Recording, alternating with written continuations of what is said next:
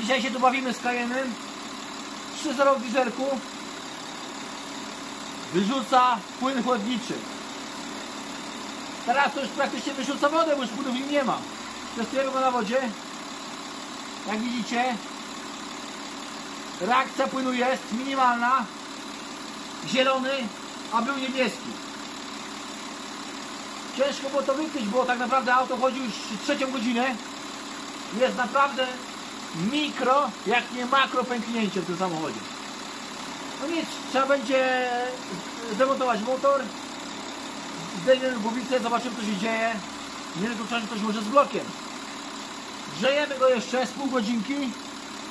Spróbujemy później go wystudzić.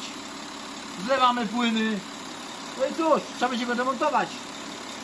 W tym chyba zmienimy od razu panewki i pierścienie. Klient sobie tak życzy. Także jest co robić.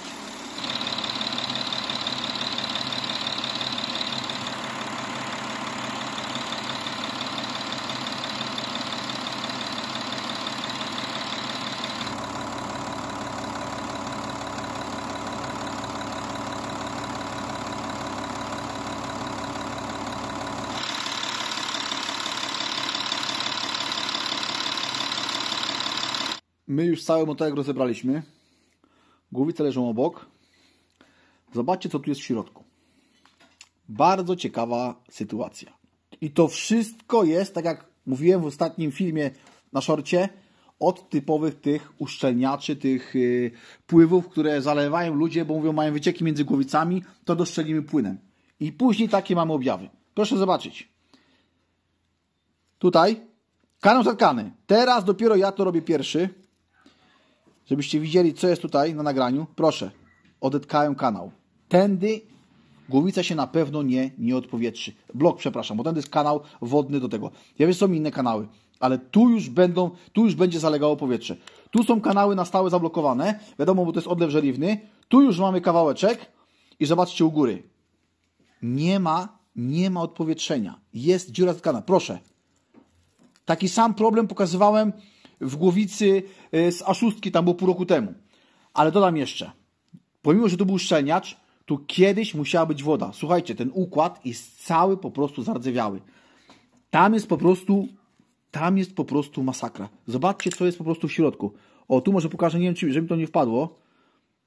Proszę. To jest, ja tu nie chcę przesadzać, wiecie, ale to jest po prostu jakiś Armagedon. Jak to ma być dobrze kanały wszystko, jak tu jest tak pozawalane wszystko. Ja nie wiem, skąd te samochody są, że one jeżdżą po prostu na wodzie. Tutaj są w ogóle jakieś, powiem wam, takie... Zobaczcie, jak to wygląda. Jakiś płyn, jakaś chemia. No, ciężko mi jest w ogóle to o tym powiedzieć. Druga strona, cylinder 1.3. Ta sama sytuacja. Zobaczcie.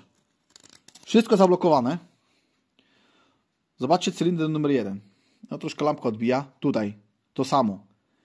Totalnie zablokowane kanały wodne. Oczywiście my to wszystko tutaj wprowadzimy szczotki, my to wszystko wyczyścimy ciśnieniowo później. Zobaczcie, co się tutaj w ogóle dzieje. To jest masakra. Sypie się troszkę do środka, ale będziemy cały motor rozbierać, bo musimy niestety sprawdzić głowice, bloki na...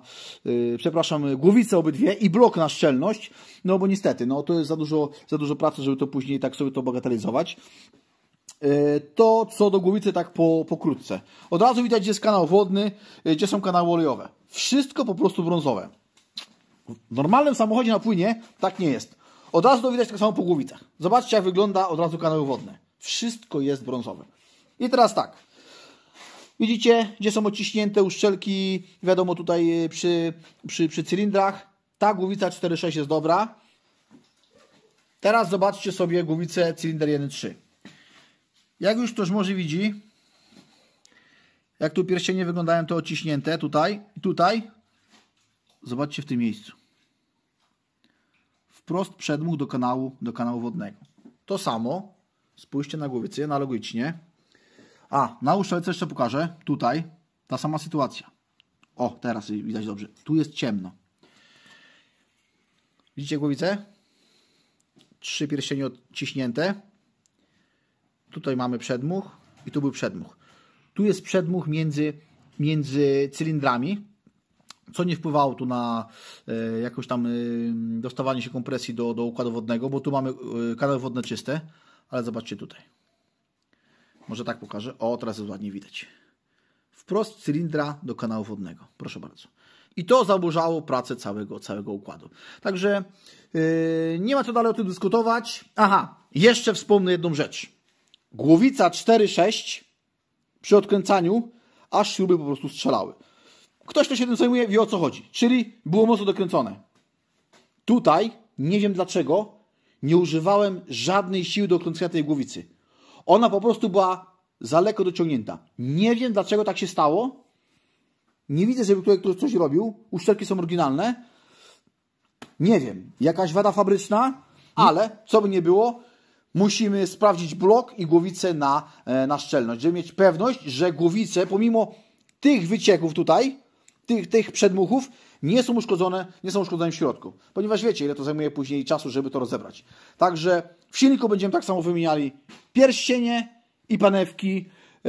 Rzadko to robimy, no ale akurat klient chce, kupił auto, mówi, że już będzie nim jeździł. Także no cóż, zobaczycie zaraz, jak to wszystko wygląda. My działamy dalej.